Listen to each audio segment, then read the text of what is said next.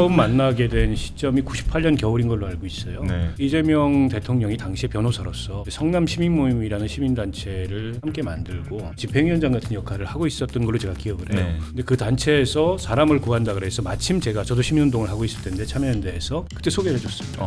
자꾸 베일 이미지를 씌우고 있다고 생각해요. 신비스러운 이재명의 실세 이런 이미지를 자꾸 거기다 씌우고 싶어하는 것 같아요. 그 스토리가 좋으니까. 이재명 대통령과 시민운동 시절부터 경기도 비서실에서 오랫동안 활동을 해왔기 때문에 갑자기 나타난 인물도 아니고 그렇게까지 뭐 비밀스러운 인물도 아니고 비밀스러운 게 뭐가 있습니까?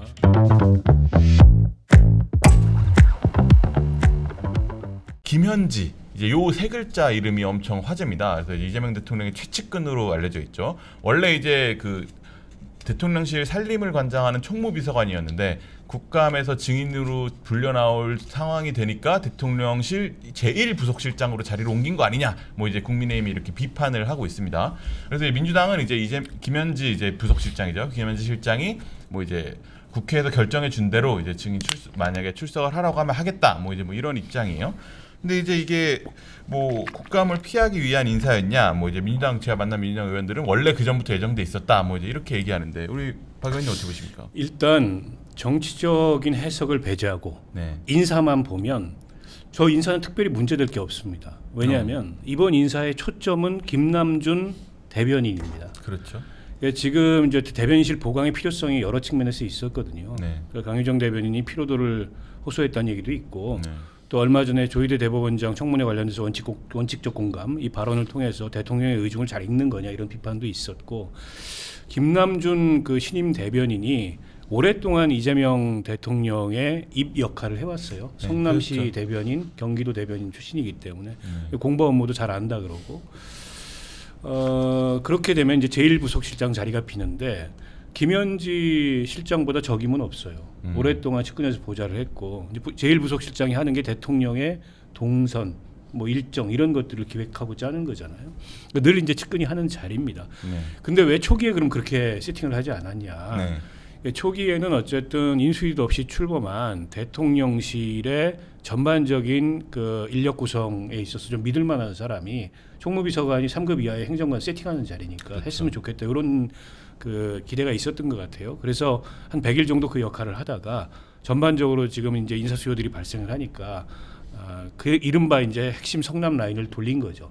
지금 이제 성남의 핵심 라인이라 그러면은 정진상, 김용, 네. 그다음에 김남준, 김현지 이렇게 4인방을 꼽는데 정진상, 김용은 사법 리스크 때문에 공적인 그렇죠. 역할을 맡을 수가 없어요. 네. 그러니까 이제 김남준, 김현지 두 분의 역할이 커진 거고 네. 그런 차원에서 보면 이해가 돼요. 근데 문제는 시기적으로 이게 국감 때 그 어쨌든 김현지 비서관 출석 문제가 논란이 됐는데 이 인사가 겹치니까 결국에 국감 회피용 아니냐 이런 비판을 피할 길은 없어요. 저는 그렇게 민주당이 대응을 진짜. 잘못했다고 생각합니다. 지난주에 비서관 이 증인 채택 얘기가 나왔을 때 전례에 따라서 증인 채택했어야 돼요. 그리고 이번 주에 인사가 나면 그래도 비판은 나왔겠지만 이렇게 부자연스럽진 않아요. 신임 총무비서관이 나오면 된다. 근데 그거를 운영위원회에서 국회의원들이 애써가면서 네. 마치 무슨 김현지 비서관은 존엄이라는 절대 표현을 썼죠. 네. 건드려서는 안 될 그런 사람인 것처럼 이유도 없이 심지어 뭐 누구의 장경태 의원인가요? 무슨 허니문 얘기하면서 장경태 의원이 누군지 정확히 기억이 안 나는데 좀 이치에 맞지 않는 네. 그런 어쨌든 이제 방어를 하다가 결국에는 이런 논란을 네. 저는 키운 거라고 보고 정치는요 사실이 뭔지도 중요하지만 그거를 국민들이 어떻게 인식하는지가 더 중요합니다. 그래서 이건 사실의 게임이 아니고 인식의 게임이라고 얘기해서 이러면은 오얏나무 밑에서 가끔 매지 말라 그러는데 지금 오얏나무 밑에서 억지로 가끔을 매고 있는 형국이 돼버렸잖아요. 그런 면에서 대통령실과 그 민주당 사이의 소통도 그다지 원활하지 않은 것 같고 정무적으로 민주당이 지금 좀 스스로를 많이 점검을 해봐야 된다. 아니 지난주에 그 총무비서관 증인 채택해놓고 사람이 바뀌었으니 이제 신임 총무비서관이 나오겠다고 하면 지금처럼 부자연스럽진 않을 거예요. 근데 마치 지금 김현지 한 사람을 위해서 대통령실이 인사를 한 것처럼 저는 그건 아닐 거라고 봅니다. 근데 결과적으로 그런 해석이 나올 수밖에 없는 상황이 돼버렸다. 그런 면에서 왜 이렇게까지 하냐. 국회 다수당이 이렇게 무리하지 않아도 얼마든지 원만하게 그리고 야당도 적절하게 그 대화의 상대로 인정하고 한편으로는 야당 얘기도 들어주고 또 정 이치 안 맞는 얘기는 뭐 커트하면서 이렇게 국정 운영을 해도 될 텐데 뭔가 너무 좀 조급하다 이런 느낌을 받습니다. 네, 사실 뭐 우리 대표님 뭐 운영이 뭐 해보셔서 잘 아시겠지만 총무비서관이라는 자리가 사실 뭐 그냥 아까 말씀하신 대로 뭐 1급 뭐 이렇게 특별하게 뭐 이렇게 빛이 나는 자리라기보다는 뭐 국감 증인으로 당연히 나와야 되는 자리고, 제가 민주당 의원들한테 듣기로도 민주당 의원들은 뭐 그건 뭐 사실 당연히 나와야지 뭐 이제 이런 사석에서는 이런 식으로 당연히 얘기를 한단 말이에요. 근데 이제 운영위 회의에서는 뭐 이렇게 뭐 디펜스하는 모습을 보여줬지만 그 이면에서는 또 당연히 나와야 된다는 생각을 가진 사람들이 대다수인 것 같은데 왜 이렇게까지 무리하게 보일 수 있는 김현지 방어전을 하는 거죠? 그러니까 저도 이제 국회 운영위원장을 하면서 국정감사 때 네. 이렇게 이제 정인을 채택하고 그러면은 보통 양당의 이제 원내대표실의 부대표단들이 이제 운영위원회 운영위원이 되지 않습니까? 네, 그렇죠. 그러면은 1차 타깃은 비서실장이에요. 그렇죠. 그 다음에 뭐 정책실장, 뭐 안보실장 이런 식으로 실장급, 그 다음에 수석들, 그 다음에 묵거리들 이렇게 이제 가는 건데, 그러니까 국회에서 이제 국정감사 이렇게 운영위원회 이틀, 그것도 제일 마지막이에요. 모든 상임위원들이 국정감사를 거의 종료할 분위기 그때쯤에 제일 마지막에 이틀 하는 게 이제 국회 운영위원인데, 그럼 이틀 중에서도 하루는 국회 이제 사무처예요. 그렇죠. 그 하루가 이제 대통령실인데 하루도 대통령실에서 뭐 정인 왜 이 사람 안 나왔냐, 왜 자라조치를 뭐 하냐 이래가지고 의도적으로 그냥 파행을 뭐 집권당 쪽에서 좀 끌어요. 네, 그렇죠. 그러면 오후에 끼게 해봤자 6시간 7시간이야. 맞습니다. 그 중에 그 뭐 김현지 총무비서관이 아무리 문고리 권력 실세라 하더라도 그 사람들한테 이게 야권 운영위원들 해봤자 11~12명인데 네. 이 사람들이 7분씩 해봤자 얼마냐고. 맞아요. 거기 쓸 시간이 없죠. 그걸 통째로 그냥 이렇게 김현지라는 사람을 굳이 국감증언장에 왜 안 내세우냐. 그러다 보니까 억측이 난무한 거예요. 그러니까 한남동 간제에는 김혜경 해경궁이 살고 계시고 네. 그냥 또 용산 저 집무실 대통령실에서는 김현지 해경궁이 있다 뭐 이런 소리도 나올 정도로, 그러니까 이런 거예요. 역대 정권 권력들이 왜 망가졌느냐. 대통령실에 그런 어떤 공적 영역의 시스템이 원활히 작동되는, 그리고 당정 관계를 통하고 부처 간 협의를 이루어지면 아무 문제가 없어요. 이 모든 게 이 문고리 권력들이 항상 대통령 주변의 모든 통로를 이 사람들이 딱 지키고 있어요. 그래서 통과시킬 사람은 시키고 안 시킬 사람은 거기서 인위적인 판단이 생겨요. 그래서 처음에는 실세 이 문고리 스태프들한테 이게 가잉 보호하고 또 알아서 머리를 조아리면 그게 이제 문고리 권력이 되는 겁니다. 그 김현지 비서관은 벌써 문고리 권력이 되어버린 거예요. 네. 내가 알아요, 이분을. 총무비 비서관 시절에서도 집권당 민주당 의원들이 그래도 자기가 데리고 있는 보좌진들 한 사람이라도 대통령실 꼽아 나오면은 대통령실 돌아가는 분위기도 알고 뭐 허리많은 정보라는 걸 가지잖아요. 네. 그러려면 이게 김현지 총무비서관한테 상대를 해야 되는데 이 만만치가 않은 사람이었어요. 그러니까 거의가 90% 넘게 다 그냥 머리 쪼아리면서 이렇게 하나. 네. 그 벌써 김현지는 실세가 돼버렸어. 이번에 이제 결론은 국정감사 그냥 운영위원회 민주당 입장에서 이게 정쟁 방지를 위해서 이런 사람 세울 이유가 없다, 그런 식의 어떤 딱 입장 하나를 가지고 김현지는 벌써 이제 문고리 권력의 중심이 돼버렸어. 이건 아주 안 좋은 현상이에요. 더군다나 앞에 이제 우리 박 의원님이 말씀을 했습니다만은 그 문고리 권력을 갖다 이재명 대통령 한마디로 부속실장은 달리 국회 뭐 국정감사에 안 부른 게 아니에요. 대통령의 일가수 일투족을 다 옆에서 챙겨야 되는 사람이기 때문에 네. 그래서 안 부른 거예요. 그 자리에 갖다 놔은 거지 이제. 예? 그러니까 결론은 국정감사의 정인으로서 확실하게 빼기 위한 그런 인사 이동이었다. 네. 물론 여기에 김남준 대변인 이런 사람도 이제 지자리 찾아간 개념도 있지만은 네. 그것도 희한한 거예요.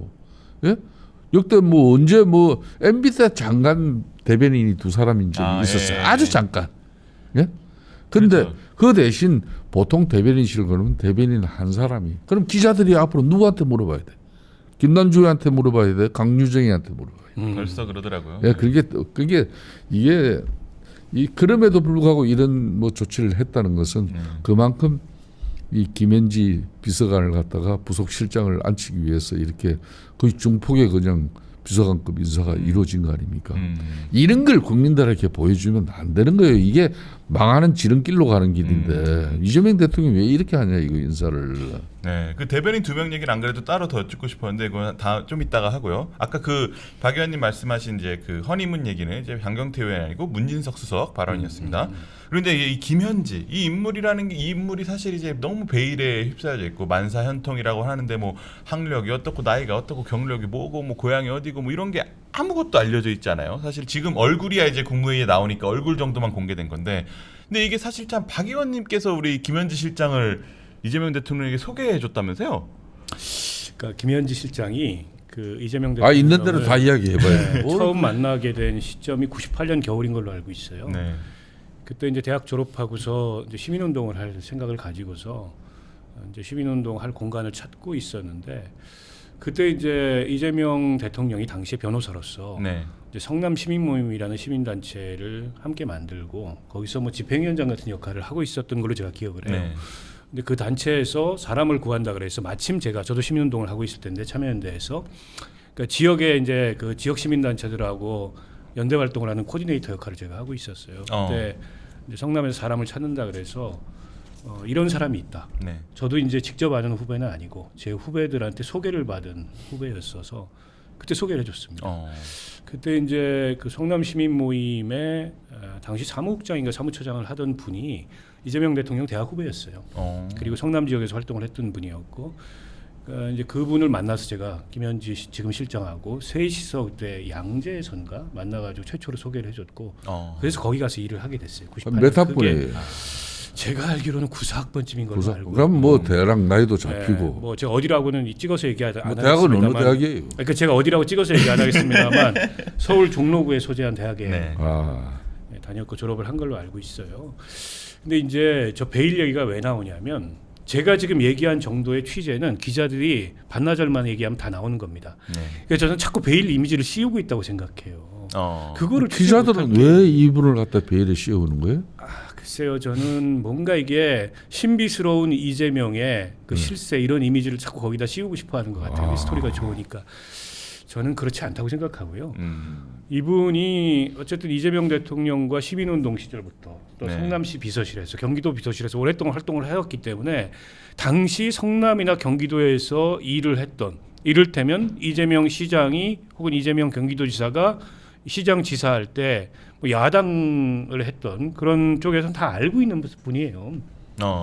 관련돼서 이제 여러 뭐 스토리도 있고 뭐 네. 비판도 있고 문제 제기도 있는데 때문에 갑자기 이 사람이 그 부상한 뭐 이런 게 아니고, 다만 이제 이재명 대통령이 대권 주자로 부상하면서 네. 그다음에 국회의원이 되면서 주변에 어떤 사람들이 실세인가 정진상 얘기 나오고 김용 얘기 나오면서 거기에 플러스돼서 이제 김현지 비서관이 거론되기 시작한 건데, 저는 특히 여성에 대해서 좀 부당한 그런 어떤 이미지도 더 씌워져 있다고 생각을 해요. 네. 그래서 그건 좀 언론도 좀 자중을 해주셨으면 하는 생각이 들고, 그렇게까지 뭐 갑자기 나타난 인물도 아니고 네. 그렇게까지 뭐 비밀스러운 인물도 아니고, 비밀스러울 게 뭐가 있습니까? 그렇죠. 지금 대통령의 그냥 오래된 옆에 있던 참모였고, 네. 그리고 이제 대통령을 보좌하는 것 이외에는 관심이 없는 사람인 것 같아요. 예를 들어서 네. 자기 정치를 하려거나 그런 게 일체 관심이 없으니까 네. 드러내지 않는 거죠. 네. 언론에도 드러내지 않고 나서서 공개적으로 발언하지 않고, 그다음에 뭐 대장동 사건이나 이런 사건에도 연루돼 있지 않고, 네. 그러다 보니까 이제 약간 타겟이 된 측면이 있는데, 그러니까 저는 국정감사의 출석 요구 같은 건 응했어야 된다고 생각해요. 이게 30년 동안 한 번도 총무비서관이 안 나온 적이 없는 데다가 오히려 거기에 응한다 응하지 않는다 설왕설래가 있으면서 만사현통 이미지 같은 게 더 굳혀진 거거든요. 네. 그게 좋지 않아요. 그래서 대통령실에는 대통령 이외의 성역이 있을 수 없습니다. 네. 대통령 이외에 어떤 성역 얘기가 나오는 순간에 저는 그거는 좋은 결과를 가져오지 못하고, 그리고 문고리라는 것도 그래요. 이재명 대통령 스타일이 자기 권한이나 권력을 누구한테 위임하는 스타일이 저는 아니라고 보고요. 다만 주변에서 그렇게 만드는 거예요. 쓸데없이 거기다가 연락해가지고 뭐 어떻게 좀 줄을 서볼 수 있을까. 네. 이거는 여권 내부에서도 그런 경향성들이 나타나는 거 많죠. 아니에요. 네. 대통령실에 사람 보내려고 맞습니다. 혹은 대통령실에 들어가려고. 네. 근데 그런 게 통하는 사람도 아닌 것 같아요. 맞습니다. 네. 그런 면에서 봤을 때 제가 보기에는 좀 여러 가지로 이미지가 왜곡되어 있는 측면이 있는데, 근데 이게 본인, 그다음에 대통령실 주변 사람, 그다음에 여당, 그걸 자초하면 안 된다. 긁어부스럼 만들면 안 된다. 근데 이번에 국감 출석 논란은 긁어부스럼 만들었다. 그런 면에서 좀 유감스럽다 이런 생각입니다. 네, 안 그래도 제가 이제 뭐 이제 국회에서 들은 얘기 중에 좀 놀라웠던 게 모 의원이 이제 대통령한테 이제 뭐 그 말씀하신 대로 그때 한창 자기 사람을 청와대 대통령실에 꽂으려는 이제 로비들이 엄청 심하지 않았습니까? 그래서 이제 그런 얘기들을 했었는데 그거를 이제 한 며칠 후에 김현지 비서관이 자기한테 전화해가지고 이런 일로 대통령한테 전화하지 마라 하면서 좀 화를 냈다고 하더라고요. 그래서 이렇게 현역 의원 그것도 이재명 대통령 측근한테도 이렇게 할 수 있는 사람이구나 뭐 이제 뭐 이런 생각을 가졌었는데 말씀하신 대로 뭐 그런 거에 대해서 좀 단호하게 하는 뭐 이제 그런 게 있는 것 같습니다. 근데 사실 뭐 이제 청와대에서 근무했었던 이제 뭐 정치인들한테 좀 물어보니까 사실 진짜 베일에 가리고 싶으면 선임행정관으로 두셔서 베일에 쌓이게 하지 1급 비서관이라는 공개된 자리에 얼굴을 드러내면서 하진 않았을 거다 뭐 이제 이런 얘기들도 하긴 하더라고요. 근데 이제 아까 우리 대표님 말씀하신 대로 제일 이례적인 게 사실 김현지도 김현지지만 대변인을 지금 2명 한 것 이건 사실 좀 굉장히 이례적이고 현재 강유정 대변인이 있었는데 왜 김남준 신임 대변인 임명하면서 그럼 강유정 대변인은 뭐가 된 거야? 배지까지 떼고 안으로 들어갔는데 역할이 롤이 확 줄어든 게 아니냐? 뭐 이제 뭐 이런 식의 시각들이 많아요. 그러니까 두고 보십시오. 이제 강유정 이제 대변인은 조금 있으면요 정기국회에 맞춰지고 이제 연말 지나고 나면은 이게 뭐 문화체육부 쪽이나 안 그러면 그쪽에 뭐 차관을 하든 안 그러면은 그 의미 있는 공공기관장으로 이제 들어갑니다. 그렇게 하고 이제 김남준 대변인 체제로 이제 대변인실은 그렇게 이제 개편이 되는 거고 그 가도기가 이제 몇 개월 될 거예요. 그런데 이제 뭐 지난번 이제 조희대 대법원장 그 뭐 원칙적 공감 그 부분이 상당히 이제 기자들하고 또 평상시에 강유정 대변인이 원만한 소통이 또 되지 않은 그런 문제점 이런 게 여러 가지 이제 그 강유정 대변인 같은 경우는 정치적 경험이 좀 적잖아요. 비례로 들어오셔가지고 바로 평론가 출신이죠. 그런 측면에서 그 한계가 있었던 거고 거기에 비해서 김남준 신임 대변인 같은 경우는 이건 뭐 성남시장부터 뭐 사실상 경기지사 이재명 지금 대통령의 입이에요. 그렇죠. 앞으로 김남준 대변인이 입에서 브리핑이든 뭐 워딩이 나오면 이거는 대통령의 뜻이라고 보면 돼요. 하나도 안 틀린 거예요. 그러니까 굳이 나중에 해명하고 뭐 5번이 오독이니 뭐 이렇게 해서 기자들 기분 나쁘게 할 이유도 없는 거예요. 그러니까 그만큼 믿으면 되는 것이고 김현지 부속실장 같은 경우는 앞에 이제 박 의원님께서도 잘 짚었습니다만은 원래 이 문고리 권력 그러니까 대통령의 이 부속실장이라는 자리가 대통령의 일정과 해남 보고 그러니까 정부의 각 부처라든지 대통령실 안에서도 이재명 대통령에게 보고하는 그런 리포터 내지는 뭐 여러 가지 보고서 이런 내용들이 다 그 부속실장을 거쳐야 돼요. 지금 이제 윤석열 대통령도 12.3 비상계엄 관련해서 사후 지금 계엄 문건을 갖다가 보면 그게 강의구 부속실장이에요. 그렇죠? 그래서 그런 만큼 이 부속실장 같은 경우는 대통령의 일정과 해남 보고 그리고 지시사항 그걸 이행 또 점검까지 하는 자리예요. 대통령께 보고를 해야 됩니다. 어떻게 됐습니까? 대통령이 이런 지시가 있었는데 이 부분에 대해서 좋은 판단을 해 주시기 바랍니다. 이런 정도. 그 메시지를 날 수 있는 위치예요. 그러니까 복심 중에 복심이 되는 거고 사실상 문고리 권력의 늘 중심이 보면은 부속실장이 되는 겁니다. 그 자리를 간 거예요. 저는 이 김현지 그러니까 부속실장 같은 경우는 국회에서도 이미 이번에 역할에 대해서 민주당 의원들은 알아서 기고 있어요 벌써. 그러니까 알아서 기다 보니까 사실상 총리비서관으로 그냥 국감 정인 그냥 물 흘러가듯이 그냥 그 중에 한 명으로 그냥 김현지도 들어가면 될 걸 이걸 끝까지 방어한다고 이렇게 이게 대통령실의 뭐 지시로서 난 이루어졌다 보기는 알아서 있다고 봐요 저는. 그러니까 그걸 두고도 해석이 많더라고요. 이 알아서 누다냐 아니면 자발적 누운 거냐. 그래서 이제 앞으로 이제 이 김남준 이제 대변인 이제 김현지 부서실장 결론은 이 문고리 권력 박해진 뭐 정진용하고 이제 김용 이런 사람들을 다 이제 결론은 그 네트워크의 중심에 드는 사람들이 대통령의 핵심 이제 입과 그리고 통로를 다 이제 이 사람들이 장악했죠. 그렇기 때문에 저런 이제 시그널 부분은 일정 부분 당정 관계예요. 지금 이제 정청래 당 대표 중심이 이게 어느 날 민주당의 강성 지지층을 다 글로 흡입을 해버렸어요. 그러니까 이재명 대통령 입장에서도 처음에는 장동영 대표, 뭐 정청래 당대표 손도 작게 하고 협치정부 만들어 달라고 했는데 하루 만에 걷어찼잖아요, 정청래 대표. 그리고 이제 이재명 대통령도 100일 기자회견에서 김병기 원내대표 손을 들어주기보다는 정청래 대표를 손을 들어주고 쉽게 말하면 강성지청 딸들의 소구력을 높인 그런 대통령의 입장을 지켜버렸어요. 이건 뭐냐?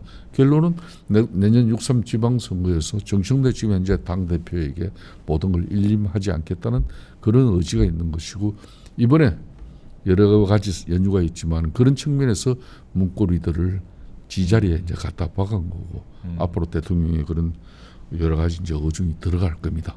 지금까지는 뭐 우상호 정무수석이나 김병욱 정무 비서관 이런 정도로 통해 가지고 했지만 그거는 한계가 있어요. 그 한계가 있어요. 그렇죠. 근데 이제 뭐 김현지 부속실장에 대해서 뭐 이제 마지막으로 한번 우리 박 의원님께 여쭤보면, 이제 뭐 이분은 뭐 이제 말씀하신 대로 뭐 이제 그 시민사회 운동을 하고 싶어서 이제 투신을 했고, 이제 그래서 정치 지금 대통령실에 들어가서 대통령 최측근까지 되는데, 이분은 뭐 이제 아까 말씀하신 대로 그럼 뭐 자기 정치 뭐 앞날에 대해서 그림이 있고 뭐 이제 이런 스타일은 아니고, 대통령이 임기를 마치면 이제 그대로 같이 이렇게 가는 이제 이런 느낌이라고 보면 되는 건가요? 그럴 것 같습니다. 그러니까 저는 이재명 대통령이 임기를 마치고 마지막까지 보좌하는 사람도 김현지 비서관일 가능성이 높아요. 그것 이외에 특별한 관심이 없어 보이고요. 그러니까 자기 정치에 욕심이 있었던 사람이라면 굳이 무슨 베일에 쌓인 이미지, 측근 이미지, 막후에 무슨 실세 권력 이미지 이런 거 만들었겠습니까? 그거는 굉장히 부정적 이미지거든요. 그런 게 아니기 때문에 여러 이제 오해, 억측, 뭐 이런 뭐 그 비난 이런 게 있어도 그냥 묵묵히 그 자리 지키면서 자기 역할을 하는 것 같고, 근데 다만 이제 그 이미 그런 혐의가 드리워져 있는 상황에서는 이걸 좀 투명하게 털어버림으로써 더 이상 그와 관련된 구설이 없도록 만드는 게 저는 맞다고 보고요. 저도 김성태 대표님 그 지적에 동의하는데 민주당이 오버했어요. 그걸 대통령실이 원했다기보다는 아까 이제 알아서 누웠다 이런 표현을 하셨는데 그런 측면이 있는 거죠. 때문에 민주당에서는 쿨하게 총무비서관 늘 국회 기관 증인으로 나왔으니까 증인 채택하고, 그 뒤에 인사가 나서 이제 새로 이제 총무비서관이 된 그분도 이제 성남 그 라인 중에 한 분인데 전에 분당구청장 하셨던 공무원 출신인데, 그분이 출석하겠다고 하면 지금보다 덜 부자연스럽죠. 근데 저걸 저렇게 오버함으로 인해서 더 이제 부정적인 이미지, 국민 인식에도 마치 무슨 뭐 과거의 최순실 씨나 혹은 지난 정권의 김건희 씨를 연상케 하는, 아니 근데 일개 총무비서관이 그럴 힘이 어디가 있습니까? 그건 불가능한 얘기고요. 그리고 이재명 대통령이라는 분의 스타일이 그런 걸 용인하는 스타일도 아닙니다. 그리고 과거 정권들에 비하면 대통령실을 중심으로 국정 운영하는 게 훨씬 덜해요. 국무위원들하고 국정 운영을 하는 모습이 훨씬 더 강합니다, 이 정부에서. 그렇죠.